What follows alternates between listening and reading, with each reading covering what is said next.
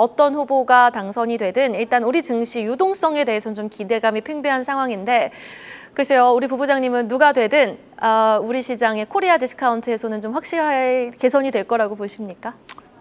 코리아 디스카운트하고 뭐 체질 개선 이런 거는 중장기적 과제이기 때문에 일단 첫 걸음을 어떻게 떼느냐가 이제 중요할 것 같고요. 네. 뭐 이미 밸류업 정책으로 어느 정도 첫 걸음을 떼고 있고 새로운 정부가 들어와서 이런 부분들이 더 강화될 수가 있다라고 보기 때문에 긍정적인 흐름으로 변해가고 있는 거는 분명히 맞다라고 볼 수 있을 것 같고요. 지금 뭐 얘기 나오는 정책들은 많이 있습니다. ISA 그 계좌에 그 불이익 금액을 더 이제 많게 해주겠다라는 정책, 그다음에 배당소득 분리과세, 그다음에 뭐 장기투자 세제 혜택, 뭐 자본시장 활성화 정책이 되게 많이 그 제시가 되고 있는 상황이고요. 일부 후보는 뭐 상법 개정, 뭐 소액주주 권리 강화, 권리 보호 강화 이런 것까지 얘기가 되고 있기 때문에 뭐 적극적으로 정책적인 어떤 의견들은 다 개진이 되고 있다라고 봐야 될 것 같습니다. 따라서 일단 기본적으로는 대선이라는 어떤 그 이벤트 자체가 주식시장 그리고 금융시장에는 호재로 분명히 작동할 것이다라고 보여지는데 가장 이제 초점을 맞춰야 될 정책은 아무래도 배당이 되지 않을까라고 볼 수 있을 것 같고요. 배당소득 분리과세가 실제로 도입이 되게 된다면 상당한 효과가 있을 가능성이 높다라고 보여지고요. 지난해 코스피 기업별 전체 배당금은 현금 배당 기준으로 45조 6천억 원을 기록을 했고요. 지난해 말 코스피 종가를 기준으로 이게 수익률을 개선을 해보면 배당 수익률이 한 2.4%를 기록을 했는데 여전히 글로벌 대비 낮은 수준이긴 하지만 금융위기 이후에 최고치를 기록을 했고 이게 정부 정책하고도 상당 부분 연관이 있는 정책이고요. 아무래도 새로운 정부가 들어와서 추가적인 어떤 대책을 내놓게 된다면 이거보다 더 많은 배당 금액 그리고 조금 더 높은 배당 수익률 쪽으로 갈 수 있지 않을까라고 보여지기 때문에 이런 부분들은 분명히 긍정적인 요인으로 작동할 가능성이 좀 높지 않을까라고 볼 수 있을 것 같습니다. 네, 알겠습니다. 주말 사이 또 배당소득 분리 과세가 또 이슈였는데 관련해서 부디 하반기에는 우리 증시 부양이 확실하게 이루어지길 한번 기대해 보겠습니다. 자, 차기 정부는요, 늪에 빠진 우리 내수 경제와 미국의 관세 정책 같은 대내외 리스크가 큰 상황에서 첫 발을 내딛게 됐는데요. 지금 주요 후보들은, 유력 후보들은 최소 30조 추경 편성을 외치면서 관련해서 하반기 그럼 대한민국 경제가 조금은 숨통이 트일까 기대의 목소리가 높아지고는 있는 상황입니다. 하반기 대한민국의 경제 전망 우리 부부장님은 어떻게 하고 계십니까?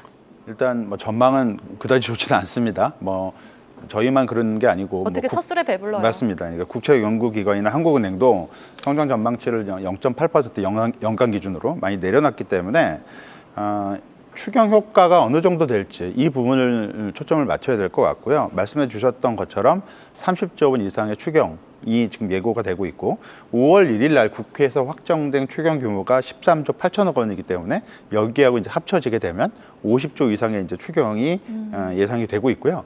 참고로 우리나라 역대 추경 중에 가장 추경 규모가 많았던 추경은 22년도에 있었던 2차 추경에서 62조 원 정도 추경이 이루어진 적이 있습니다. 그래서 이걸 좀 고려했을 때 이번에 추경 규모가 어느 정도가 될지가 좀 이제 관심이 가지는 사항이다라고 볼 수 있을 것 같습니다. 2022년에요. 예, 2022년에 2차 추경이. 이후였네요. 예, 그리고 소상공인 보호 그리고 그때는 지방 교부금이 상당 부분 많이 이전이 됐기 때문에 네네. 그 효과가 거의 한 20조 이상이 됐던 걸로 좀 이연이 돼서 반영이 됐네요. 맞습니다. 그러니까 세금이 생각보다 좀 많이 거쳐서 그해 당시에는 그래서 이제 그 부분이 지방 교부금으로 이 법안에 의해서 이제 이루어진 상황이고요.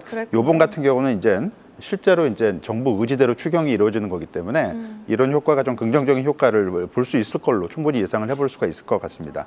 다만 그 우리나라 경제 자체가 의미 있는 성장을 하기 위해서는 이 그 내수 부양만 가지고는 좀 부족할 수밖에 없고 왜냐하면 우리나라 경제 구조가 아무래도 수출 중심의 경제 구조이기 때문에 수출 경기 회복이 전제되지 않고서는 내수만으로는 물론 내수 경기 회복도 상당히 중요합니다. 건설 부분이나 소상공인 이런 대책이 있어야 되는 거기 때문에 상당히 중요한 문제이긴 하지만 경제 전체적인 어떤 회복이 어떤 의미성을 갖기 위해서는 수출 경기 회복이 좀 동반이 될 필요성이 있다라고 볼 수 있을 것 같고요. 아무래도 이 부분은 미국 관세 그다음에 미국 그 전반적인 소비 경기 중국 내수 경기 이런 게 이제 뒷받침이 돼야 되기 때문에 글로벌 시장 여건을 좀 확인한 이후에 경기 회복에 대한 어떤 가시성 이런 것들을 타진해 볼 수 있다라고 볼 수 있을 것 같고 대선 이후에 우리나라 정부의 경제 정책만 가지고는 의미 있는 경기 회복은 조금은 시간이 걸릴 가능성이 좀 있다라고 봐야 될 것 같습니다. 네, 알겠습니다.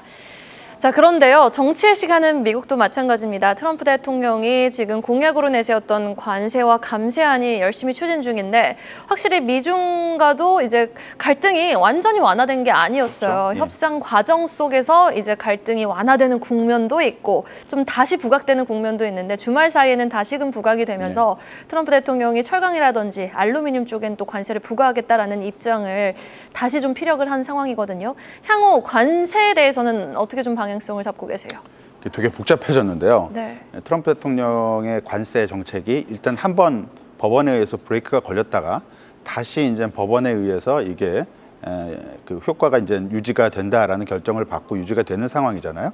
근데 트럼프 대통령 입장에서는 다소 입장이 난처해졌을 가능성이 있고 중국과의 협상력도 이런 부분들을 협상 동력을 좀 떨어뜨리는 요인으로 작동을 하기 때문에 품목별 관세를 다시 이제 들고 나온 이유도 관세 정책이 여전히 유효하다라는 메시지를 좀 더 강화하기 위해서 일종의 약간 가시적인 효과 뭐 이런 쪽으로 작동을 한 게 아닌가라고 볼 수 있을 것 같기 때문에 이 자체가 큰 영향을 미치지는 않을 걸로 예상을 하고 있습니다.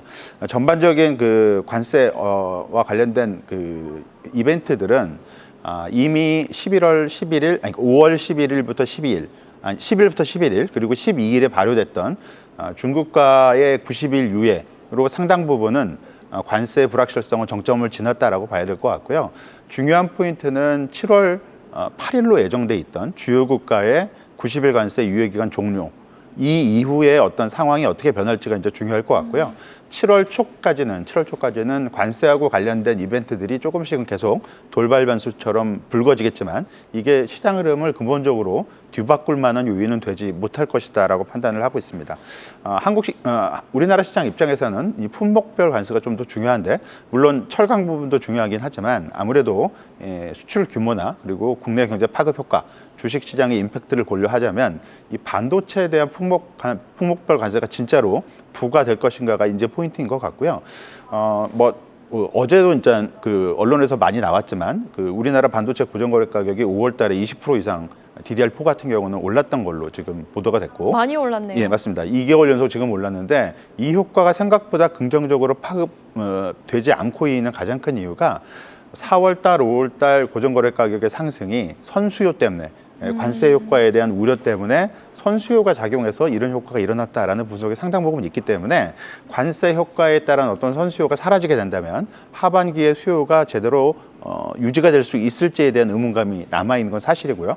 따라서 품목별 관세 쪽에서 반도체 부분에 대한 불확실성이 먼저 해소가 되고 그리고 4월달, 5월달 반도체 가격의 상승이 선수요 때문이 아니라 전반적인 수요 회복 과정에서 나타나는 가격 인상 효과다라는 이런 부분들을 확인하는 과정을 거쳐야만 긍정적인 흐름을 좀 확인해 볼 수 있을 것 같고요. 그렇게 되기까지는 조금 시간이 좀 필요하지 않을까라고 볼 수 있을 것 같습니다. 네, 알겠습니다. 자, 6월의 첫 거래일은 그래도 이러한 관세 리스크에도 불구하고 우리 시장은 알테오젠의 상승이라든지 5월 수출입 데이터에 따라 환호했던 기존 주도주들, 화장품, 미용기기, 조선, 방산 쪽에 힘을 내주면서 상승 마감했는데 6월 전반적인 시장 전망 어떻게 하세요?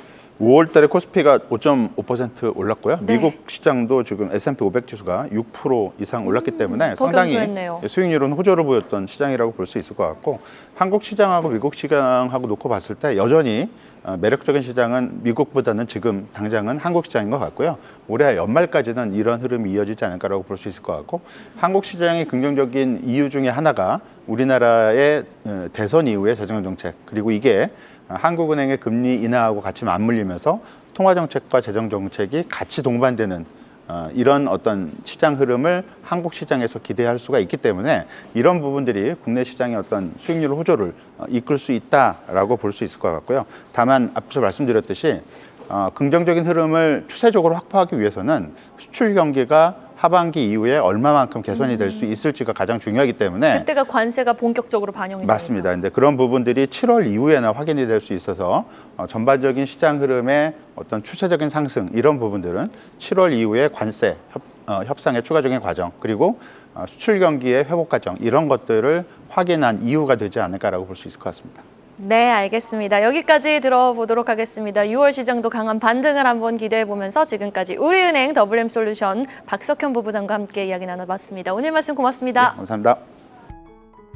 계속해서 다양한 경제 이슈를 알고 싶다면 구독과 좋아요, 알림 설정 부탁드립니다. AI 캐스터 권미정이었습니다.